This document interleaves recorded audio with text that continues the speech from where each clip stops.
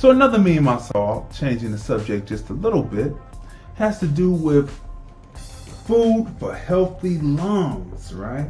Pineapple, garlic, water, ginger, apple, and walnut. And I know this is something that is close to your heart, eating foods that are good for you and that keep you sustained. And I believe that in this aspect of what's happening today, that food for healthy lungs is very important, because like when you were saying you dare drop those bombs out, you got to have something, and you have a mask on, you got to have your lungs in full capacity, because you're going to have to be doing a lot of tactical positioning, movement, a lot of heavy stuff on, or just being able to move when it's time to move, having character, which is action, which is moving when necessary to defend your position. So, food for healthy lungs.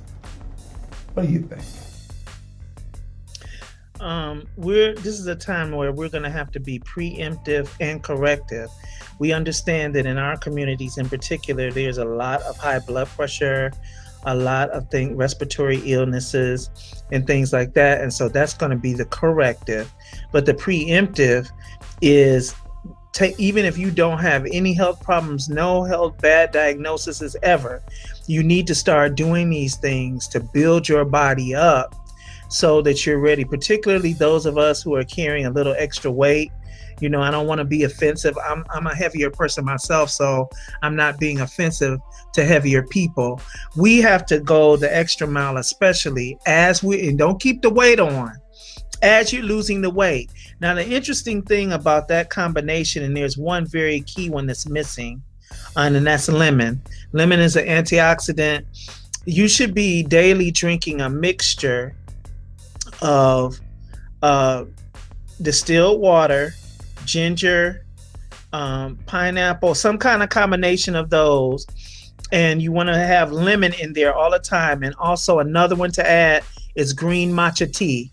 Green matcha tea is the highest level of, it's high in caffeine. However, it's high in properties that keep you immune as well. So green matcha tea with a whole lemon squeezed in, and ginger, and then any of the combination of those other ones. And the apple needs to be green, not red. So any of the combination of those others, you need to do this on a daily basis, at least once a day, preferably twice a day, that you're drinking 8-ounce mixture of a combination, making sure that make sure you have the lemon and the ginger. Those are a must, because both of those in particular clean out the phlegm and stuff that comes through the lungs and stuff like that. Think about it. Why did they attack the lung? Why did they come up with a virus and it was man-made? Why does this virus attack the lungs and fill the lungs? Because you're not going to be able to walk far. You're not going to be able to talk much. You're not going to be able to yell, cry loud, and spare not much. You're sure not going to be able to run much, because you're not going to have that power, that wind power. And so with that, the lungs connected to the heart, and all of that. So you need to get very educated and go look up information. When people come to you about information, eating is medicine, food is medicine, and medicine is food. True. There are people who got healed from 4th stage cancer going on an all raw diet. They were healed of 4th stage cancer, where the doctor said, there's nothing else we can do for you. Basically, you out of here.